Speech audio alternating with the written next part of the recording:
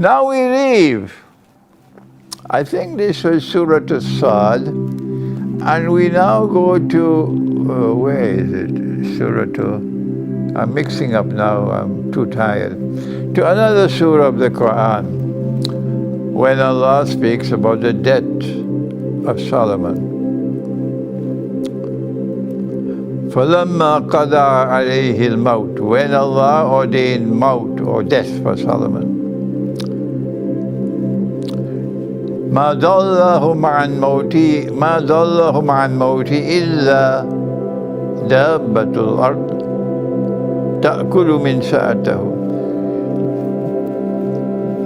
They did not know that he was dead when Solomon died until Dabbatul Ard, or the creature of the earth, or the beast of the earth, which is in Christian and Jewish eschatology, ta'kulu, consume the minsa of his stuff, minsa'atahu. And when the minsa of his stuff collapsed, only then were they able to recognize that Solomon was dead. And as a result, so long as the Jassad sitting on the throne and holding the staff, and the minsa of the staff is intact, the Jassad is able to deceive them. Who are they? The Quran speaks several times that Allah responded to the dua or the prayer of Solomon, that there should never be a kingdom like mine, that he ordered the jinn, the shayateen of the jinn, the satanic jinn, not the believers, to work for him. And other jinn who were mukarranina fil asfar, who were in chains, they had to work for Solomon, to do whatever he had to do, things for the temple to be molded, to be melted, to be forged, and they had to do this work. And so when Solomon died, Sulaiman alayhi salam, the Jassad sitting on the throne, holding on to the staff, is capable of using the minsa of the staff to deceive the jinn, so that they believe that Solomon is still alive, because they can see him walking and talking and eating and standing and presiding over his court, and they are convinced that he is alive.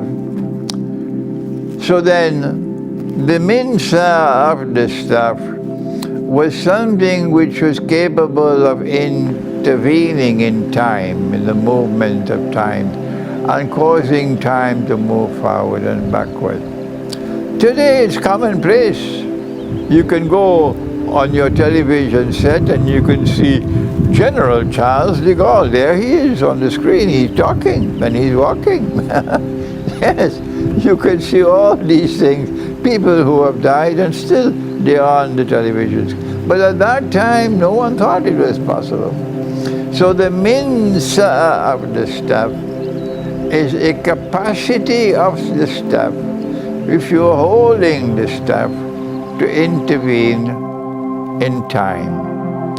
And Dabbatul Ard are creatures created by Allah, who have a capacity created by Allah, which can destroy that capacity of the staff. The minsa, this is with sin. The staff is with sword, sa'a, but this is minsa with a sin. So the Dabbatul Ard can destroy, can consume the minsa of the staff. What is that Dabbatul Ard? If you go to the books, the classical books of tafsir, you hear about termites, and they're eating the bottom of the staff. And when they eat sufficient of the bottom of the staff, it loses its balance, the staff collapses, and then the body collapses. That's nonsense. That is nonsense. Now we're talking about a proper and correct interpretation or explanation of the Quran, not nonsense. And so now, this is the explanation of Dabba Total. Before we end, when the minsa of the staff is gone, then Dajjal, who is the Jasad, will no longer be able to use the jinn to do his evil work. And that's goodbye to Israel. That's goodbye to Israel. So now we need to answer the question, who or what is Dabbatul Ard? Something capable of destroying the spiritual heart of the staff. And I have offered an interpretation, I can be right, I can be wrong, that it is the electromagnetic waves coming from wireless internet and so on.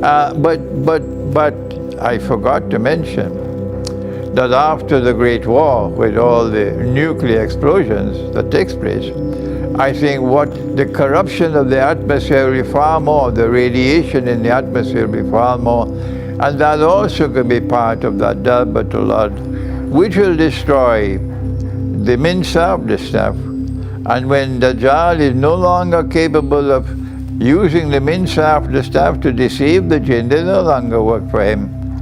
And that's goodbye to Israel. Thank you. Wassalamu alaikum wa rahmatullahi wa barakatuh.